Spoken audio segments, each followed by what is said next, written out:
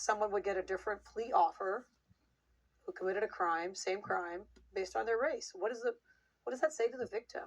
And what does that say to the public?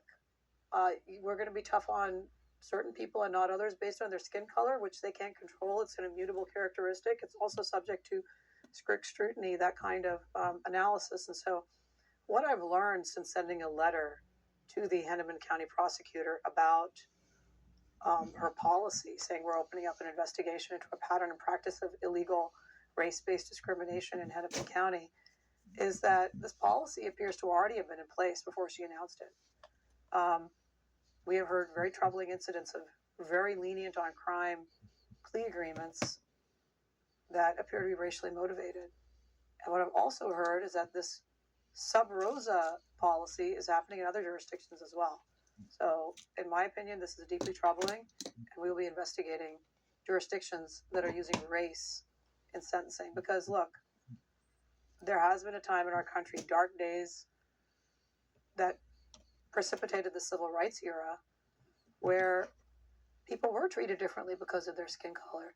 Black men were lynched and hung from trees. There are some dark episodes in our country, and that's what occasioned the civil rights movement.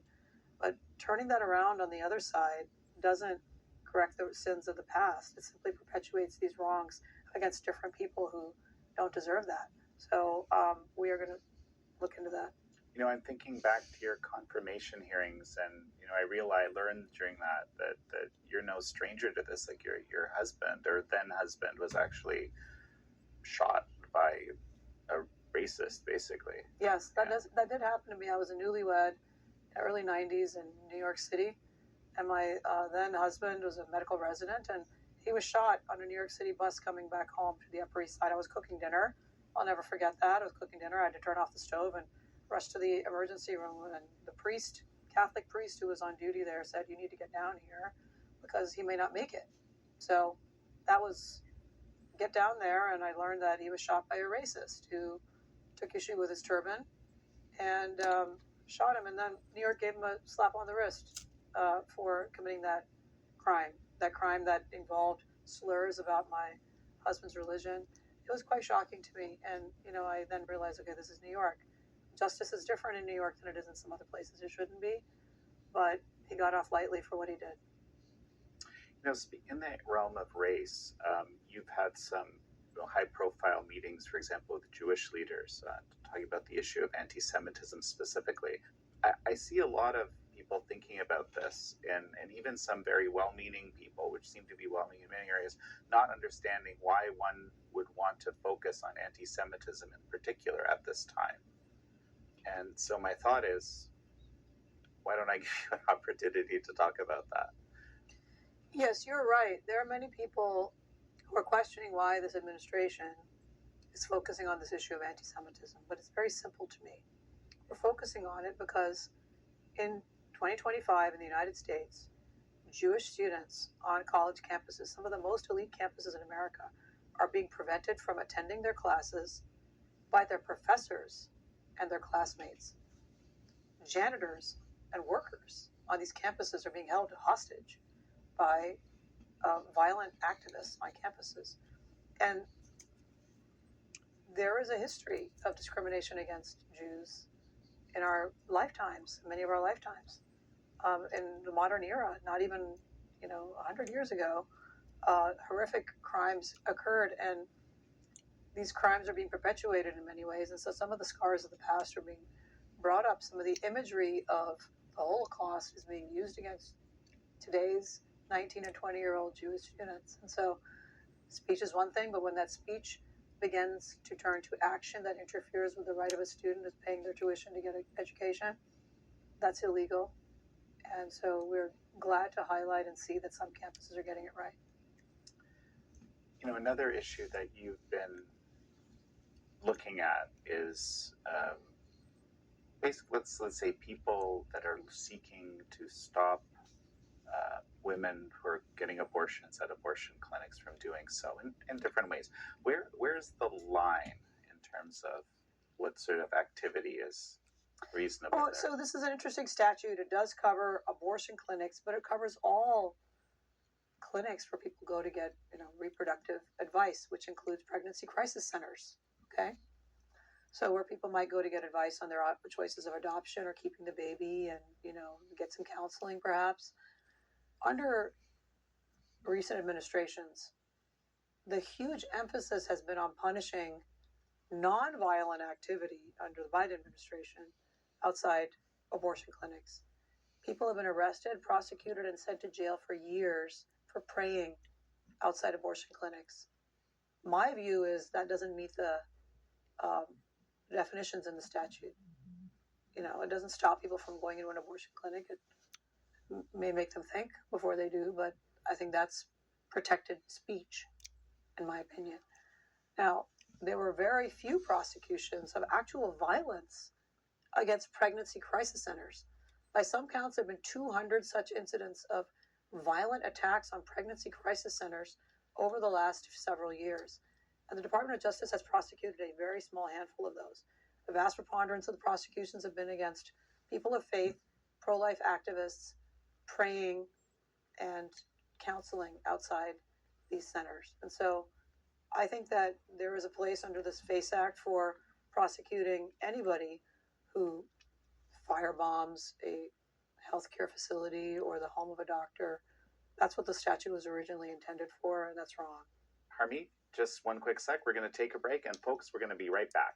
The Civil Rights Division of the U.S. Department of Justice. So, over the last 5 years, one of the reasons why I've kind of kept abreast of you and your work, your law firm, is you were challenging all sorts of medical mandates. There's a lot of people were dismissed from government, from private, from military. All sorts of places over time. How does the Civil Rights Division fit into these past scenarios, and are they different from each other? So this is also a very complicated area. Believe it or not, guidance of our Equal Employment Opportunity Commission, which is sort of the main government agency that has the policy and enforcement of Title VII, which is our main federal civil rights employment law. They've had an opinion, the guidance that says that it's not illegal for employers to require vaccination as a condition of employment. I've actually had a conversation with our EEOC acting commissioner about that. I think that's wrong, and I think you may see that policy change, because to me, basic freedom means that my employer can't tell me to put drugs into my body. That's kind of a big barrier. I think I should have control over that, and yet that's the policy. So now that policy runs up against another employment policy, which is employers are required to make accommodations of employees' good faith religious beliefs. So that's where you've seen a disconnect. Systematically, both government employers and private employers systematically ran roughshod over this basic, well-established premise of employment law. So to the extent that people are bringing those cases to us as cases of religious discrimination, we'll be looking at those. But a lot of those cases have been litigated already. The process due to the timing, a lot of that happened during the Biden administration. But I'm interested. No American should have to choose between their job and their faith, where it's a fairly mainstream position that they're taking, which is I'd like to control the drugs that go into my body as an adult. I'm probably aware there's a kind of sweeping health freedom law that was passed in Idaho. We probably don't expect to see some sort of federal mandate type scenarios happening in this administration, I suppose. But where does the state law end and where does the federal law end when it comes to these questions? Yeah, so the answer to that is it's almost all state law. The United States Supreme Court held in the early 1900s in a case involving the smallpox vaccine called Jacobson versus Massachusetts that, the state, which has so-called police power over health issues like epidemics and, back then they were dealing with smallpox, tuberculosis. People were dying in large numbers because it predated a lot of the modern vaccines and healthcare practices that we now know about. So the United States Supreme Court said it was legal for the state to require people to get vaccinated. This guy didn't want to get vaccinated, and there was a $5 fine for not getting vaccinated. Boy, the penalty was much higher in the United States in the modern era to not get vaccinated. You lost your job. You lost your ability to travel. You lost your ability to go to school. You were heckled. You were punished. People called you a pariah. People called you a vector of disease. It was a public shaming. It was ridiculous. And so that law is still on the books in the United States, even though in the intervening century, 120 years, the United States Supreme Court has come up with decades of elaborate tiered scrutiny analysis of infringements on our fundamental rights, 13th Amendment jurisprudence, and all these strict scrutiny, intermediate scrutiny, and rational basis review. I have asked every member of Congress who asked me my opinion, Harmeet, what can we do to remedy the laws? I said, get rid of Jacobson versus Massachusetts. Do not allow states to do whatever they want to their citizens in the name of public health. That's outrageous, and it's inconsistent with modern jurisprudence. A number of people I've spoken with have argued that this area, civil rights, is where the most of the weaponization of government happened. And obviously, this is a top priority of the Department of Justice. The Attorney General has repeatedly talked about that. Is that your view? It is. I testified about that, and I've been very vocal about it. We're trying to take a race-blind and, really just an objective view of the civil rights law. So one of the interesting things that we found when he came into the office, it was like, in classical mythology, the Augean stables. There was a lot of stuff in there that needed to be cleaned out. And we found consent decrees that the Justice Department had negotiated with school districts or police departments that had engaged in discrimination decades ago, that were still on the books, that were still being monitored by a court. Some lawyer was still having to report on it. Worse, some fat cat law firm buddy of somebody was being paid $1 million a year to monitor some police department, where whatever happened, some bad incident that happened, admittedly, was over. Everyone who did it had retired. Someone's still making money off of that. We are one by one uncovering these little hidden grenades in the building and diffusing them. We are dismissing consent decrees. We dismissed one in Louisiana that was over 50 years old last week. I signed off this morning early before I even got to work on dismissing another one.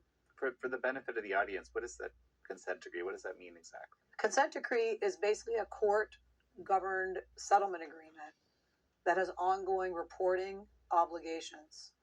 And it means that the parties have agreed that whatever happened was so bad that somebody has to keep an eye on that police department or that school district and effectively make them pay for the monitoring on top of that.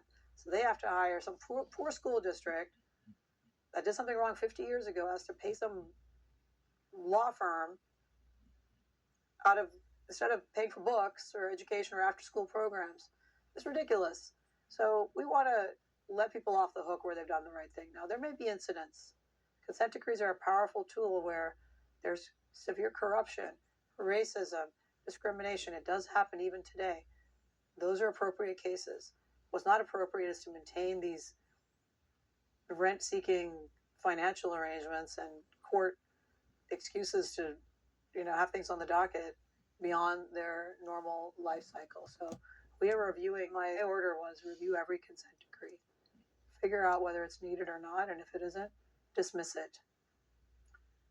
Well, how would you respond to someone, and I've seen this kind of lobbed, let's say, that, this is just, the new DOJ is just weaponization going in a different direction? Show me an example of that. I don't think I've gone out of my way to persecute anybody, but I am a immigrant to this country, the best country in the world. I've traveled all over the world, at least probably 50 countries. Always come back home and almost want to kiss the ground here in America. How beautiful it is that someone from my background, from Punjab, India, can come here and succeed. And that is all premised on the genius of our founders, that we have a system of checks and balances, and there's no oppression of the minority by the majority. And there's a system where if something goes wrong, there's another branch of government to correct it. I think that's gone awry in many ways here, but my job as a lawyer is to enforce the federal civil rights statutes, period, full stop. And that's what we're doing at the DOJ. And we're doing it with a colorblind angle. And by the way, for all the things I'd like to do, I was just joking in a meeting of lawyers in the DOJ this morning that Harmeet's the idea person. I'm perpetually online, and I'm open. My doors are open. I hear ideas from thousands and tens of thousands of people I know. And I have a lot of ideas. And my staff has to say, Harmeet, there's only so many resources you got, and we can't work as hard as you want us to do on all these things. So we're trying to get more people in who want to do our work. Of course, there's a current hiring freeze in the government right now. There's a budget. OMB has got some discipline they're imposing. I submit that the DOJ's job is such an important one that we definitely need to make sure that at the end of this process, we get some talented people in. I know every division of the DOJ has got the same issue, that we have a huge mandate: human trafficking, drug interdiction, people coming across our border illegally, all the civil rights issues I've mentioned, defending the government from nonsense lawsuits. All of these different agendas are really important, and we need great people to do it. So I've got a lot of people waiting in line who want to join and join this mandate, but it's a very exciting time in America.